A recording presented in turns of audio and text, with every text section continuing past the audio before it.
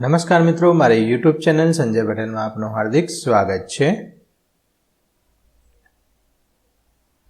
મિત્રો, આજે આપણે ધોરણ 6 વિષય છે ગણિત પાઠ્યપુસ્તકનું નામ છે ગણિત પ્રકાશ, તેનું પ્રકરણ 2, જે કુલ આપણે 6 ભાગની અંદર વિડીયો રેકોર્ડ કરવાના છે। તેમાંનો આજે ભાગ 3, જેમાં પ્રવૃત્તિ 2.6 થી 2.7નું જે સંપૂર્ણ સમજ આપણે આ વિડીયોની અંદર મેળવવાના છીએ। પ્રકરણનું નામ છે રેખાઓ અને ખૂણાઓ।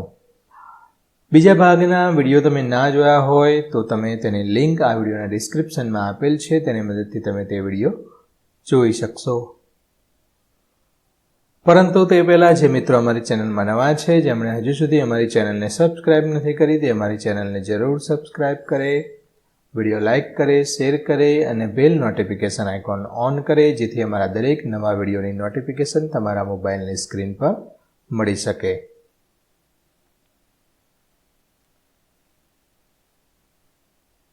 બે 2.6 ખૂણાઓની સરખામણી, એટલે કે બે ખૂણા છે, એમાંથી કયો ખૂણો નાનો છે અને મોટો છે તેની સરખામણી આપણે આ ભાગની અંદર શીખવાના છીએ। આ પ્રાણીઓને તેમના મોં ખોલતા જુઓ। શું તમને અહીં કોઈ ખૂણા દેખાય છે? જો હા, તો દરેકની ભુજા અને શિરોબિંદુને ચિહ્નિત કરો। કેટલાક મોં અન્ય કરતાં વધુ ખુલ્લા છે? જડબા કેટલા વધારે ખુલે તેટલો ખૂણો મોટો? શું તમે આ ચિત્રમાંના ખૂણાને નાનાથી મોટા ક્રમમાં ગોઠવી શકો? તો સૌપ્રથમ તો આ અજગર છે, તો આ રીતે એક ખૂણો બનાવે છે, જેમાં આ બંને છે ભુજાઓ છે, આ શિરોબિંદુ છે। આ માછલી છે, તેમાં આ રીતે ખુલે છે, તો આ ખૂણો બને તેમાં શિરોબિંદુ અને બાકીની બે ભુજાઓ। મગરની અંદર આ ખૂણો બને છે, તેમાં આ બંને ભુજાઓ છે અને આ શિરોબિંદુ છે। તે જ રીતે અહીંયા આ એક ખૂણો અને આ શિરોબિંદુ અને આ બંને ભુજાઓ, અને અહીંયા એક નાનો એવો ખૂણો બને છે। તો આ રીતે તો સૌથી પહેલાં હવે તમારે નાનાથી મોટા, સૌથી નાનો ખૂણો હોય તેની આકૃતિ અહીંયા આપણે લખવાની છે, આકૃતિ નંબર। તો સૌ પ્રથમ આકૃતિ 2 છે, એટલે કે આ એક આકૃતિ 2, પછી આકૃતિ 4નો ખૂણો, પછી 5નો, 1નો અને આકૃતિ 3। આ રીતે નાનાથી મોટા ક્રમમાં આપણે ખૂણા ગોઠવ્યા છે।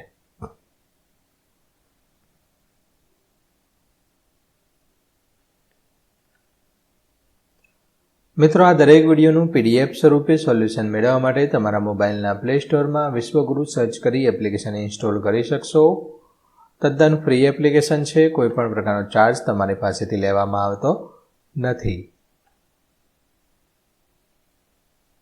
બધા ધોરણમાં ક્લિક કરતાં ધોરણ 6 પર ક્લિક કરી વિષય ગણિત પર ક્લિક કરતાં વિડીયોના ઓપ્શન પરથી તમે વિડીયો જોઈ શકશો। પીડીએફના ઓપ્શન પરથી તમે PDF સ્વરૂપે સોલ્યુશન મેળવી શકશો। ખૂબ જ સારી એપ છે, એકવાર જરૂર ડાઉનલોડ કરીને જોજો। આગળ વધીએ। શું બે ખૂણાની સરખામણી કરવી હંમેશા સરળ છે? અહીં કેટલાક ખૂણા આપેલા છે, દરેક ખૂણાને નામ આપો અને તેની સરખામણી કેવી રીતે કરશો? તો આ ખૂણા છે એને મેં અહીંયા નામ આપી દીધા છે ABC, આ ખૂણાની અંદર PQR, આ ખૂણાની અંદર STU અને આ ખૂણાની અંદર KLM અથવા MLK। હવે સરખામણી કઈ રીતે કરવી? તો હા, બે ખૂણાઓની સરખામણી ત્યારે સરળ થઈ જાય છે જ્યારે તેમની ભુજાઓ વચ્ચેનો તફાવત વધારે હોય।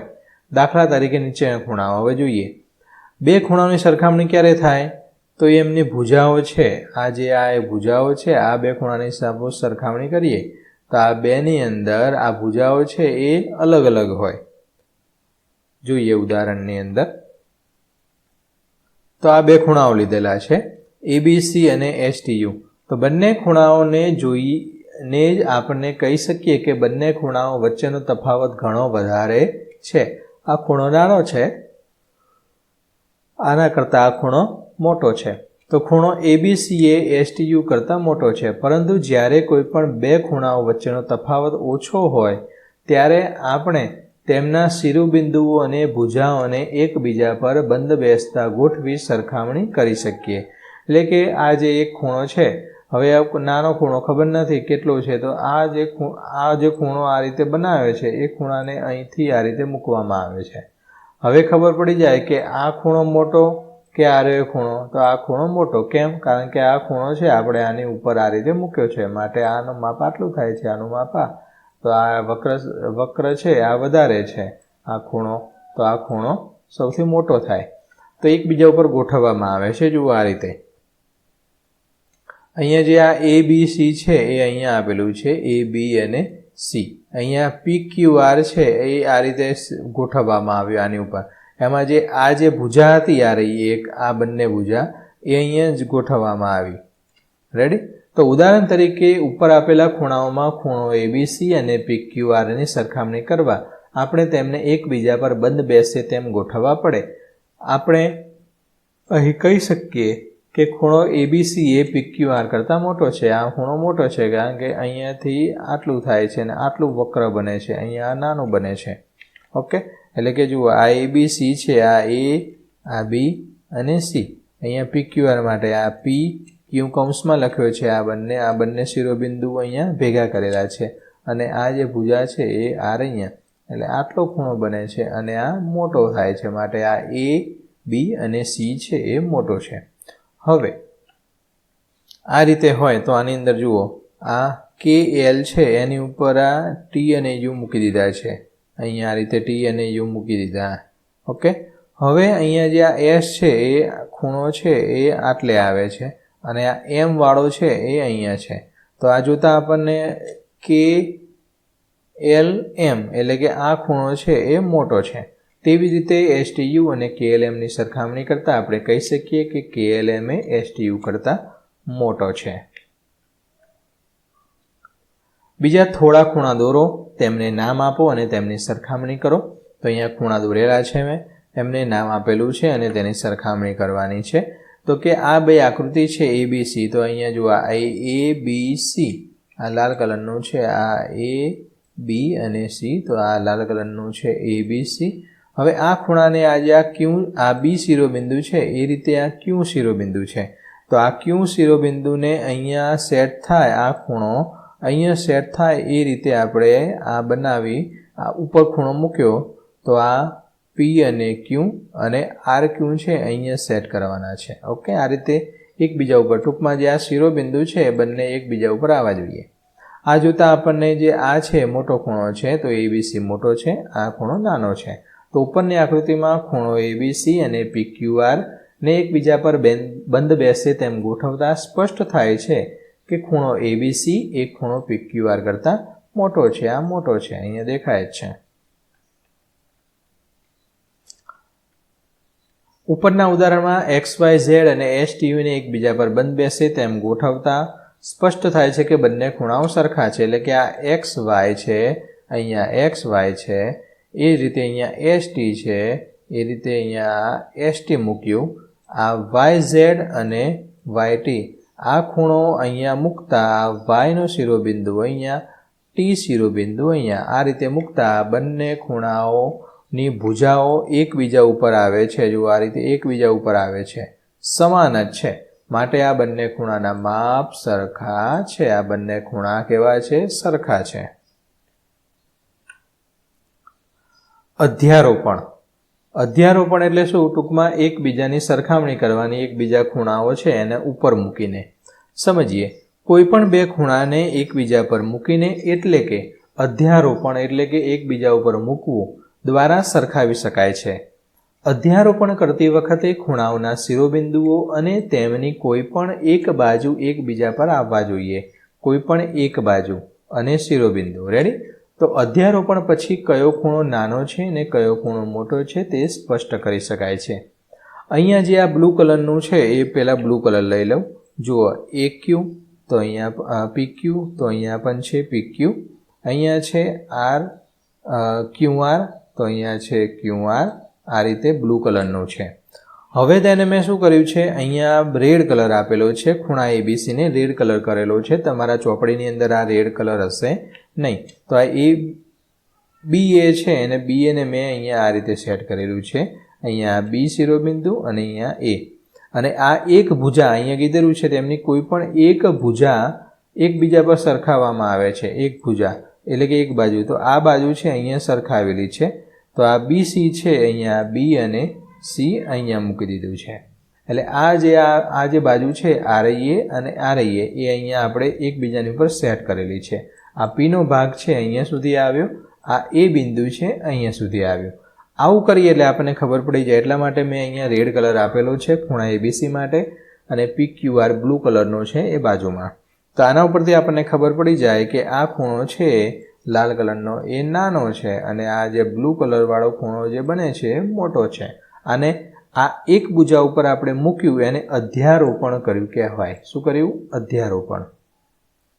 તો ચિત્રમાં બે ખૂણાઓ અધ્યારોપિત થયેલા દર્શાવ્યા છે. હવે એ સ્પષ્ટ છે કે PQR એ ABC કરતાં મોટો છે. આ PQR છે એ આ ABC કરતાં મોટો છે.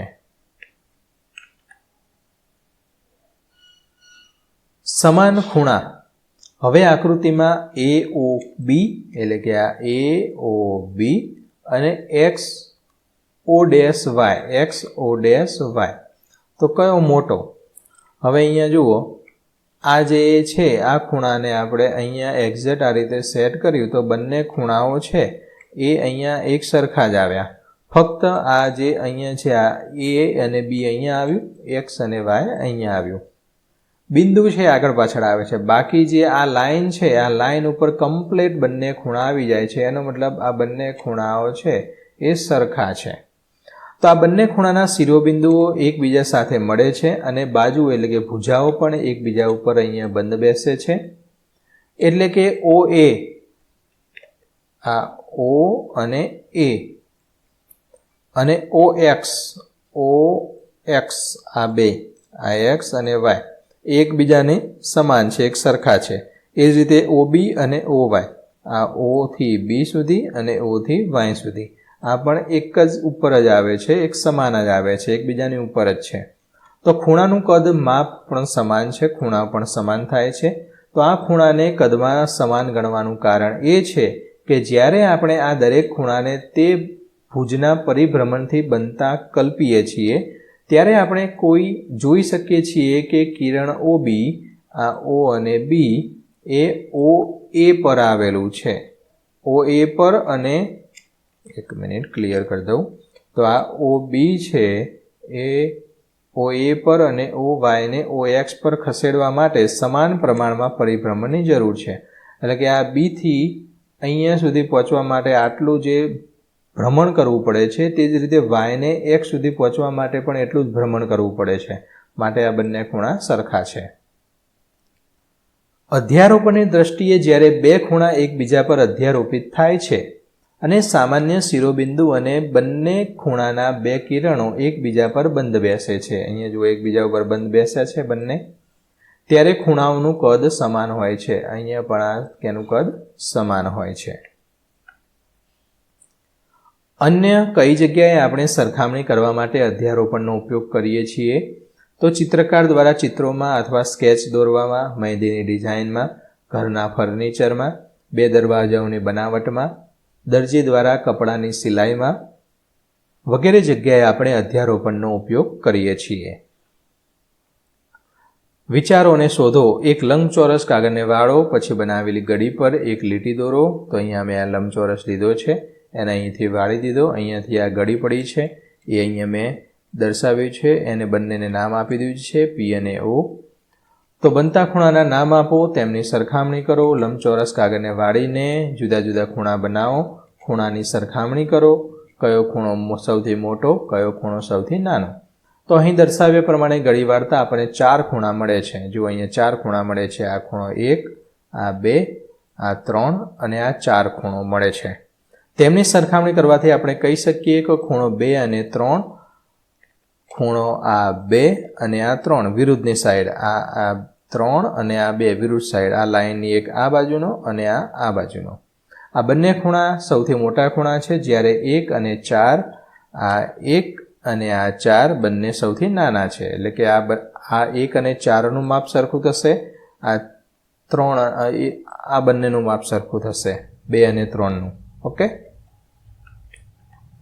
તે જ રીતે અહીંયા આ રીતે પણ અન્ય રીતે કાગળની ગળી વાળતા આપણને 4 ખૂણા મળે છે, જે 1 2 3 4 અહીંયા દર્શાવેલા છે.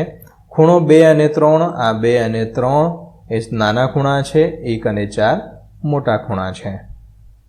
આ રીતે અન્ય રીતે પણ ગળી વાળીને આપણે ખૂણા મેળવી શકીએ છીએ. દરેક કિસ્સામાં કયો ખૂણો મોટો છે અને શા માટે તે નક્કી કરો. તો એ સૌ પ્રથમ આપણે આ પહેલો ખૂણો આપેલો છે, આની વાત કરવાના છીએ. તો બ્લુ કલર કરું છું. ખૂણો AOB ની વાત છે.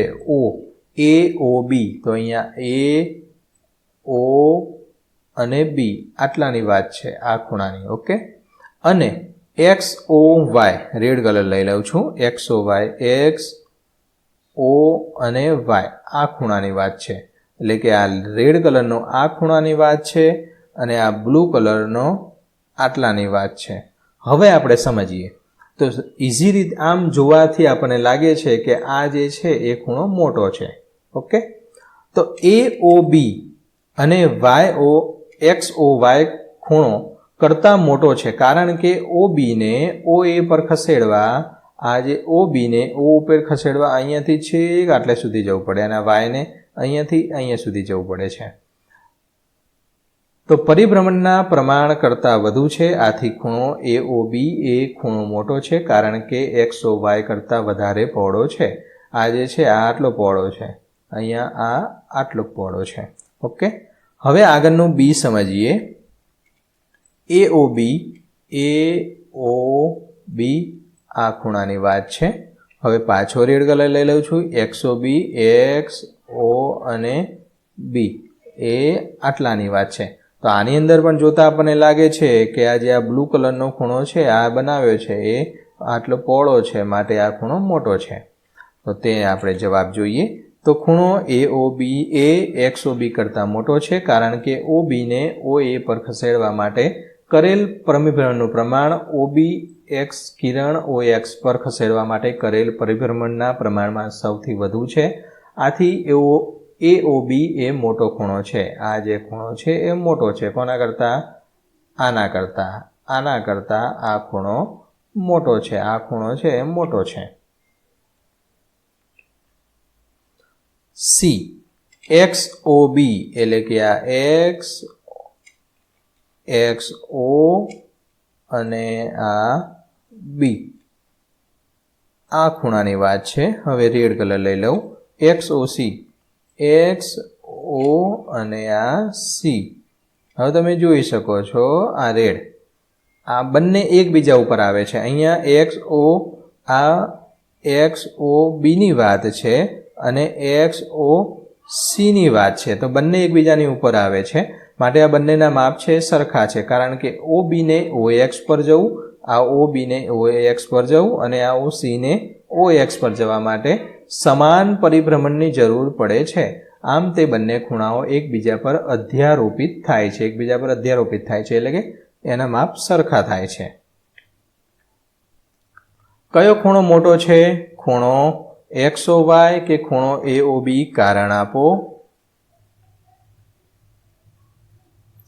તો અહીંયા આપણે જોઈએ છીએ XO, આ XO અને Y આની વાત કરવાની છે. આ રેડ. બ્લુ કલર લઈ લઉં. AOB, AO અને આ B આ બ્લુ કલરના ખૂણાની આટલાની વાત છે. પહેલી નજરે જોતા આપણને લાગે છે કે આ લાલ કલર વાળું છે પહોળો છે ખૂણો, માટે એ મોટો છે. સમજીએ તો XOY એ AOB કરતાં મોટો છે. જ્યાં આ જે છે આ AOB કરતાં બ્લુ કલરવાળા કરતાં મોટો છે, કારણ કે OY ને OX પર ખસેડવા માટે પરિભ્રમણનું પ્રમાણ OB ને OA પર ખસેડવા માટેના પરિભ્રમણનું પ્રમાણ કરતાં વધુ છે. તેથી XOY એ ખૂણો મોટો છે આ રેડ કલરનો, કારણ કે તે AOB કરતાં વધારે પહોળો છે. આનું જે આ પહોળાનું પ્રમાણ જુઓ અને આનું પહોળાનું પ્રમાણ જુઓ, તો આ જે છે એ મોટો છે, માટે આ જે ખૂણો છે તે મોટો છે. અધ્યારોપણ વગર ખૂણાઓની સરખામણી. તો બે અહીંયા સારસ પક્ષી છે. આ પક્ષીનો અહીંયા જોઈએ તો આ રીતે ખૂણો બનાવે છે. આ પક્ષી છે એ આ રીતે ખૂણો બનાવે છે. તો આ બંને પક્ષીમાંથી કોણ પોતાનું મોં વધુ ખોલી શકે છે? એટલે કે કોણ મોટો ખૂણો બનાવી રહ્યું છે. ચાલો આપણે પહેલાં તેમના ખૂણા દોરીએ. અહીંયા મેં આ ખૂણા દોરી દીધા છે. તો આપણે કેવી રીતે જાણી શકીએ કે કયો ખૂણો મોટો છે? ખૂણા તો દોરી જ દીધા. હવે આમ જોવા જઈએ અને થોડો ઘણો ફેર હોય તો આપણને ખબર કેમ પડે કે આ ખૂણા મોટા છે? તો પહેલાં જોયું તેમ કોઈ આ ખૂણાઓને ટ્રેસ કરી શકે છે, તમને એકબીજા પર અધિરોપિત કરી શકે છે અને પછી ચકાસી શકે છે. પરંતુ શું આપણે અધ્યારોપણ વગર આ કરી શકીએ? એકબીજાની ઉપર ખૂણા મૂક્યા સિવાય આપણે જોઈ શકીએ? કઈ રીતે? હા, કરી શકીએ. કઈ રીતે? આગળ સમજાવું. ધારો કે આપણી પાસે એક પારદર્શક વર્તુળ છે જેને ખસેડી શકાય છે અને આકૃતિ પર મૂકી શકાય છે. શું આપણે તેનો ઉપયોગ સરખામણી માટે કરી શકીએ? હા, કરી શકીએ. કઈ રીતે? આગળ જોઈએ. તો ચાલો આપણે આ વર્તુળાકાર કાગળને પ્રથમ સારસપક્ષી દ્વારા બનાવેલા ખૂણા પર મૂકીએ. વર્તુળ એવી રીતે મૂકવામાં આવે છે કે જેનું કેન્દ્ર ખૂણાના શિરોબિંદુ પર હોય છે. એટલે કે આ જે સારસપક્ષીનું જે અહીંયા આ ચાંચ બનાવતી હતી, આ ચાંચ એની પહોળી છે, એક ચાંચ આ બાજુ, એક ચાંચ અહીંયા, આ એનું શિરોબિંદુ છે. તો આ શિરોબિંદુ છે અહીંયા સુધી લાવવાનું છે. આ એની વચ્ચેનો ભાગ છે અને આ વર્તુળનો આ વચ્ચેનો ભાગ. તો ખૂણાઓની બાજુઓ વર્તુળમાં જ્યાંથી પસાર થાય છે તે વર્તુળની કિનારી પરના બિંદુઓને A, B વડે ચિહ્નિત કરો. અહીંયા જે આ પહેલું સારસપક્ષી છે એને A અને B વડે ચિહ્નિત કરી દીધા. તો આપણને આ રીતે વર્તુળ છે આ રીતે મળ્યું છે. હવે આગળ જોઈએ. આ તો એક જ સારસપક્ષીનું આપણે માપ લીધું, ડાબી બાજુનું. હવે જમણી બાજુનું જોવા જઈએ તો શું કરી શકાય? અહીંયા જુઓ, આ જે કાગળ હતું, મેં સપોઝ તમારે આ કાગળ લો, એક તેલિયો કાગળ કરી દો, છે તેલવાળો કરી દો, આરપાર દેખાશે. પછી આ ડાબી બાજુના સારસપક્ષી આ ઉપર મૂકો. અહીંયા જે આ ખૂણો બને છે તેને O નામ આપી દો. અહીંયા એક ટપકું કરી દો, અહીંયા એક ટપકું કરી દો. હવે આ ખૂણો બની ગયો. હવે આ જ કાગળને પાછું લઈ લો, એને ઊંધું કરો. કેમ? કારણ કે આ સારસપક્ષી જમણી બાજુ ઉલટાવેલું છે. આ કાગળને ઊંધું કરી દો. ઊંધું કરીએ તો જુઓ, મેં અહીંયા ઊંધું કર્યું તો જોવા મળ્યું આ ટપકું છે, અહીંયા આ ટપકું અહીંયા મિલાવી દેવાનું છે. આ B વાળો છેડો છે આટલે સુધી આવે છે, જ્યારે આ સારસપક્ષીનું અહીંયા સુધી આવે છે ચાંચ, એની આટલે સુધી ખુલે છે. એનો મતલબ એક ચાંચ જે આ જે સારસપક્ષીની ચાંચ છે આટલે સુધી ખોલે છે અને આ જે સારસપક્ષીનું હતું તેનું માપ અહીંયા રેડ કલરવાળું, આ B વાળું અહીંયાથી આટલે સુધી હતું.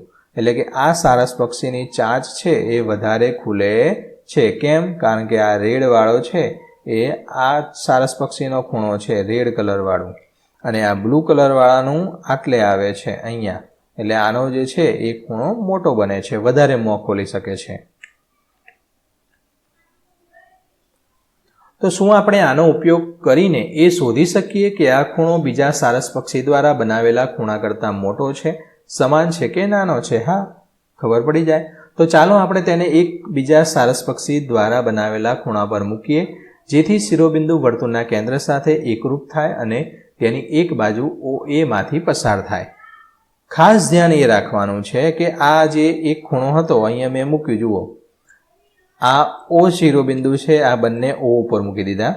હવે આ જે OX છે એ અહીંયા OX અને આનું OA, આ બંને અહીંયા એકબીજા ઉપર આવવા જોઈએ, અહીંયા એકબીજાની ઉપર જ આવવા જોઈએ.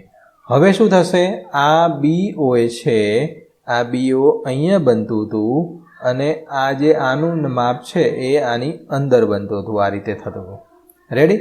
એટલે કે આ બ્લુ કલરનું છે એ આ રહ્યું છે, કારણ કે આ સારસપક્ષી પર મૂક્યું એટલે એનું માપ અહીંયા આવતું હતું. તો આ જે સારસપક્ષીનો આ ખૂણો છે એ નાનો છે, આ ખૂણો છે મોટો છે.